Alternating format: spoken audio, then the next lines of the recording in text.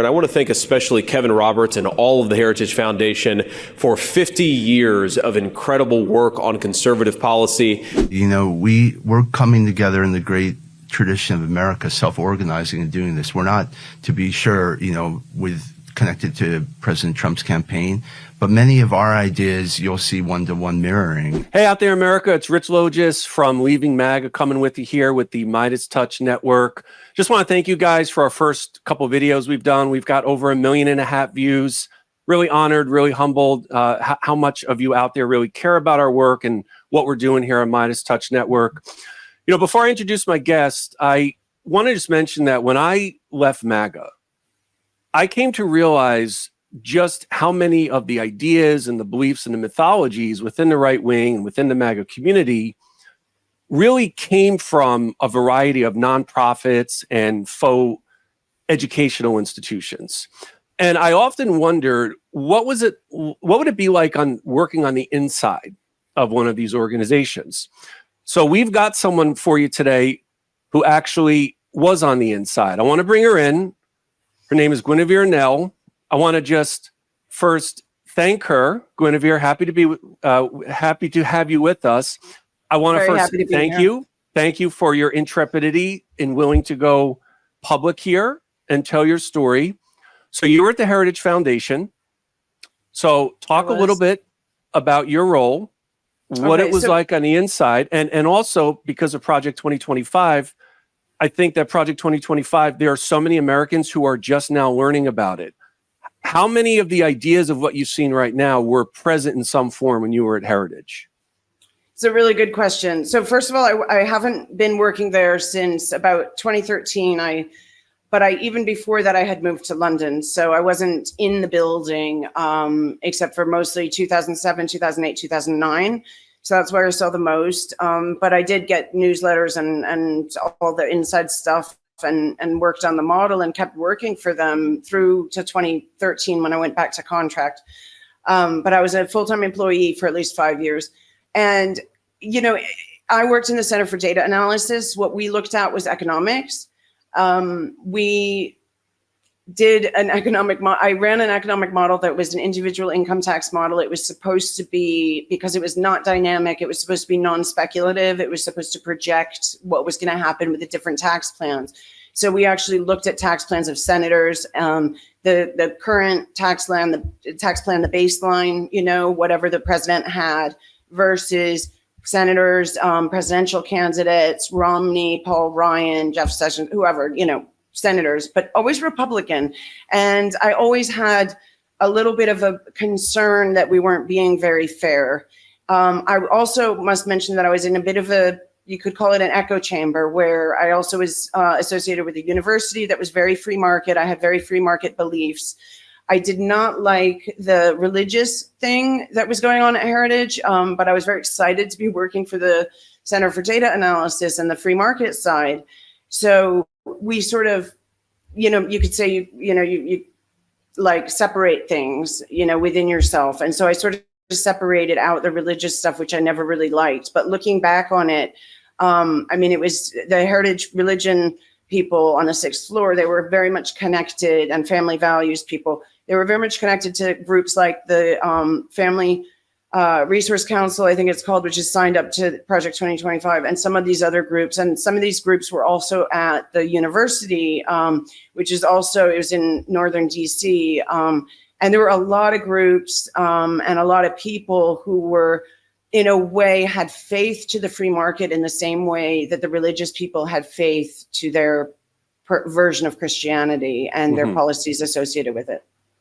Okay, so thank you. So then it sounds like there, and I think that as you're saying this, what I'm thinking about is there's this politically incestuous relationship between politicians coming to you, asking Heritage, which is work that you specifically were on, about creating tax plans and how to market those. And then there's these other aspects that you're saying, for example, the Christian theocratic beliefs that are so prevalent. And I think given that you haven't been at Heritage in more than a decade yet, these ideas are not really novel. And so Right. as we look at right now, what politicians, Republican Party, Trump, MAGA, when you hear all of these individuals, when you hear the party, when you hear a lot of the right-wing pundits and the influencers, whoever it might be, Musk or Tucker Carlson or Alex Jones, Bannon, any of these individuals, Trump himself, how much of Heritage Foundation rhetoric do you really hear? Do you stop and think, oh, that sounds like Heritage and that sounds like Heritage? In one sense, no. Like it was different when I was there. There was the Koch Foundation, there was Paul Ryan, there was what a lot of the Trump people would call, the never Trumper, or at least they've turned their back on Trump and they're like the bad guys now. On the other hand, a lot of things sort of got passed along. A lot of the same ideologies, the same groups, the same people. Some of them were swapped out, but there was always a revolving door at Heritage between the Republican Party and Heritage. So the fact that people were swapped out wasn't surprising. It did surprise me when Project 2025 came out of Heritage. That shocked me. It also shocked me a few years earlier. I had been slowly learning. I knew already that our tax model and our approach to spreading free market economics beyond the academy and into the wider world, along with some of these other groups, was not entirely up and up, but looking back after I had walked away from it, I noticed things like them ignoring corruption amongst people that were part of Heritage at the time when I was there. So they gave an obituary to Ed Meese. He was part of the Reagan administration, part of this revolving door thing. And any Republican that he was chairman, he was on the board of directors at Heritage for a long time. He was loved by them. And the obituary just ignored the Iran-Contra scandal and a lot of other sort of corruption and even criminal activities, and just spoke about what a wonderful conservative he was. And like I said, there's a lot of faith in free markets, faith in Heritage, faith in people, faith in the cause. Sorry about the cat. I'm a childless cat lady, proud of it. But it was a shock to me to see that it had differed. But at the same time, I saw the roots of what would become this. There was the money side, which was the side that I was involved in, and there was the religious side, which I tried to ignore. And the two of those sort of came together, along with some of the more radical things in the academy, in the academic world, which was all connected with the free market stuff that was going on at Heritage. The more radical parts of it were very anti-democratic. And so looking back on it, it's actually not a surprise that these things kind of all came together into something that would become Trumpism and Project 2025, because they all were not, they were so anti-communal that they didn't care about values. They didn't care about people. They cared about hierarchy. There was racism there that was hidden at the time that is not so hidden now. And, and this sort of hierarchy, women are less than men, is built into some of their assumptions. Some of them would even talk about scientific theories about racism that are very racist. It was all there if you looked for it, but it wasn't so obvious. And it took someone like Trump, I think, to bring it all together, and someone like Heritage being willing to accept it. And I did notice that Ed Fulner came back for a couple of years. He had been gone. Maybe he was trying to stop it from going to Trump. I don't know. I don't have that insider knowledge because I haven't been there in a long time. But as a tool, it's been used to tie these things together, to tie all the groups together. There are hundreds of groups who have signed up to Project 2025 and who are making it into an authoritarian project, which is like Christian nationalism. And some of them have said it out loud. They are the American Taliban.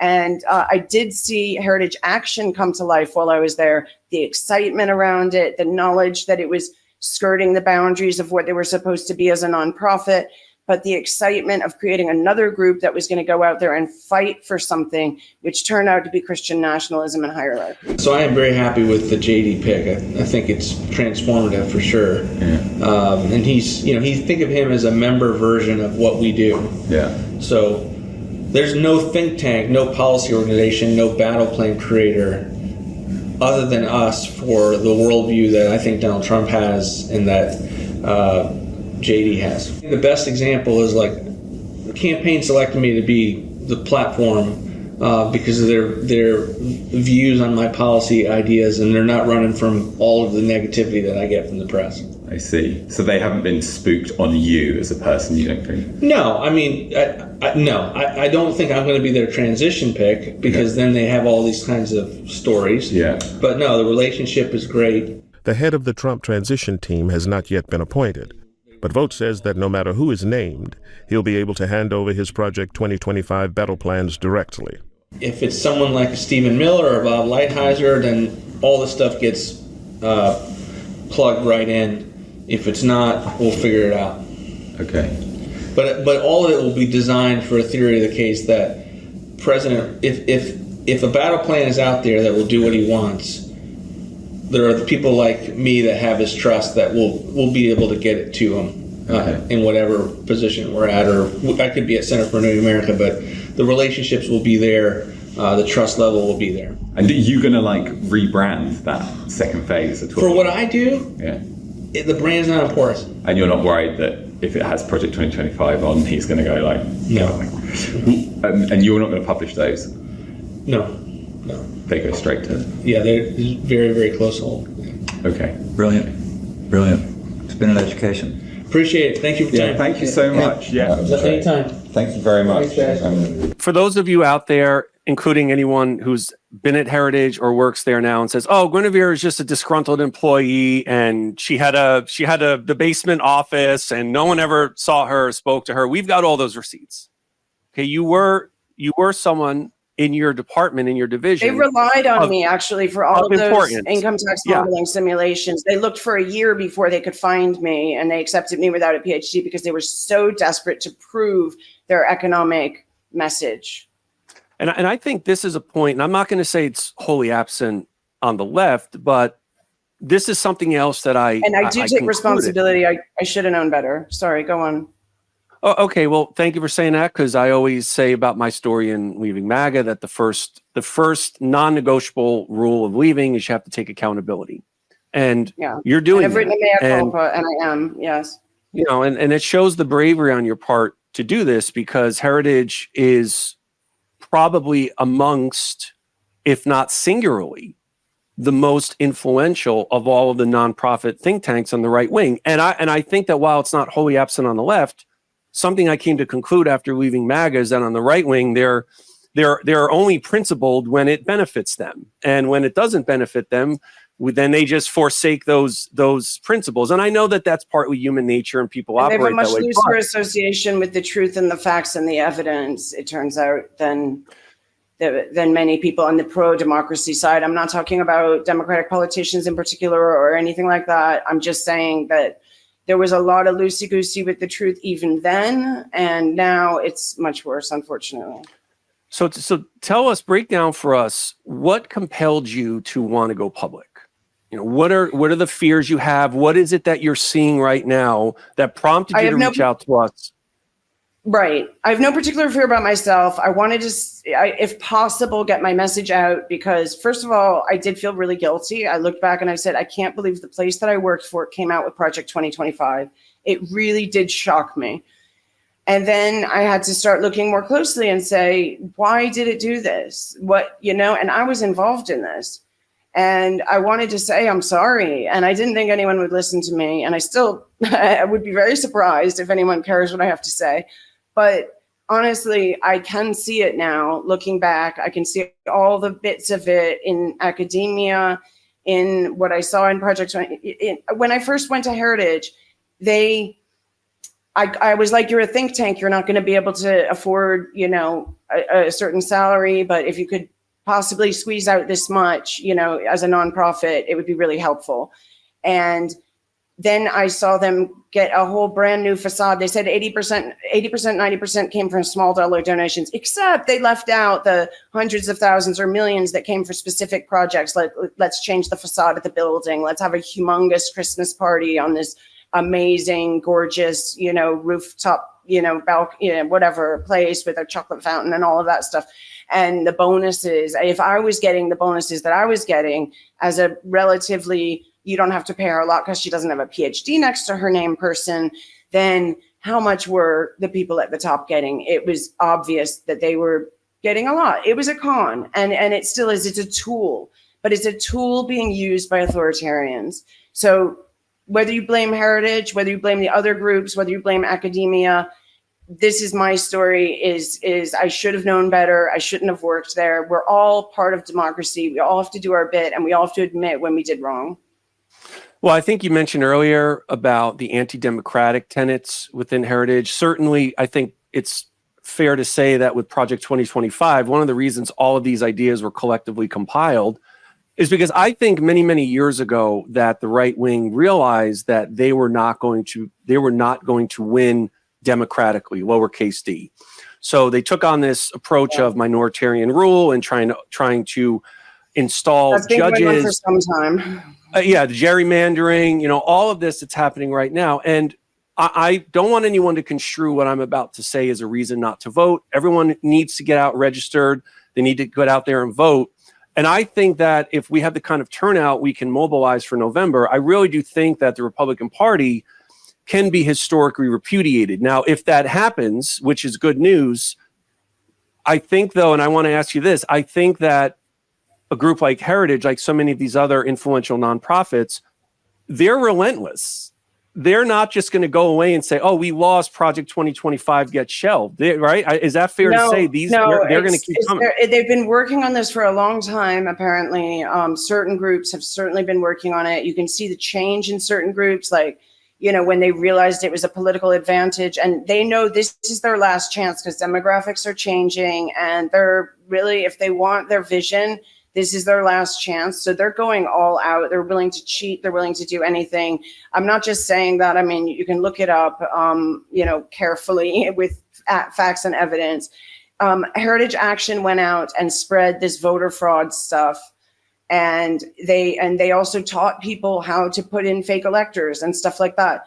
When they started up, when I was there, they were running through the halls. They knew what they were doing wasn't technically correct or whatever. And they were just about action, not about, as a think tank, Heritage was supposed to be looking at things reasonably with facts, with evidence. Heritage Action was part of Heritage. We saw them all the time coming through the halls, exciting everyone, giving talks and all of that. And they didn't care about facts and evidence. What they cared about was getting out there and trying to win. And that's what it turns out. And that's why they were so closely associated with the Republican Party, because they were helping them win, because that was, again, going to put into place what they wanted to put into place, which turns out to be a very authoritarian Christian nationalism, which is not what I expected. But that turns out to be their goal. Guinevere, I just want to say, in addition to thanking you again, you said earlier, you asked her, I'm not sure if people are going to care. I think that there are going to be many more whom you realize who are going to see this video. Maybe they're on the fence right now. They're aware of Project 2025. And I think as a result of this courage of what you're doing right now, telling this story, I think you're actually going to persuade some people who are undecided to come over to the side we need, which is the vice president, Democratic candidates. So I don't want you to sell yourself short. You're going to be our heritage whisperer. We're going to ask you to, whenever we have a heritage question. So I just want to thank you for being here. Okay, I know it took a lot of guts for you to be here. Again, we were with Guinevere Nell, formerly at Heritage. You are doing a great public service for the nation, not just up to November, but beyond. Thank you so much, Guinevere, for being here. Thank you so much. I really appreciate it. I just wanted to share my story and to get the word out about some of these things. So thank you. And we're going to help you do that. Thanks so much. Hey, America, if you like this video, be sure to subscribe down below so you don't miss any Leaving MAGA MeidasTouch videos and updates. Thanks so much for watching. Love this video? Make sure you stay up to date on the latest breaking news and all things Meidas by signing up to the MeidasTouch newsletter at MeidasTouch.com/newsletter.